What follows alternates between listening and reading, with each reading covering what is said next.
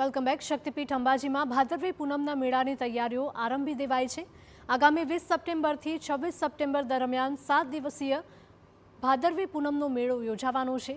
ત્યારે સેવાભાવી કેમ્પ સંચાલકો તેમજ જિલ્લા વહીવટીતંત્ર વચ્ચે સેતુરૂપી સૂચનોને લઈને બેઠક યોજાઈ હતી અને આ મેળામાં 35 લાખ ઉપરાંત યાત્રિકો પગપાળા પહોંચે છે અને જેમના માટે માર્ગમાં 500થી પણ વધારે કેમ્પ ગોઠવાય છે. ત્યારે કોઈ કલેક્ટર અને જિલ્લા પોલીસ વડાએ કેમ્પમાં સ્વચ્છતા જાળવવા, પ્લાસ્ટિકના ઓછા ઉપયોગ તેમજ ટ્રાફિક નિયમને લઈને સૂચનો આપ્યા છે. આ વખતે યોજના સેવા કેમ્પો ખાસ કરીને ડાબી બાજુ રોડની કિનારેથી 30 મીટર દૂર રાખવા માટે પણ અપીલ કરાઈ છે.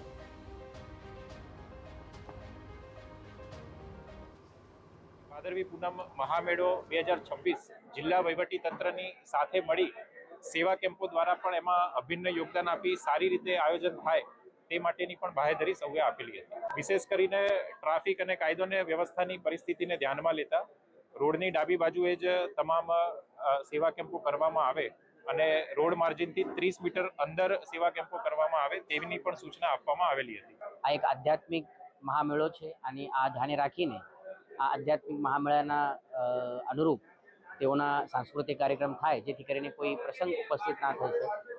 આ તમામ વિનંતી સાથે બહુ સારી રીતે આ સંકલનની મિટિંગ થયેલ છે.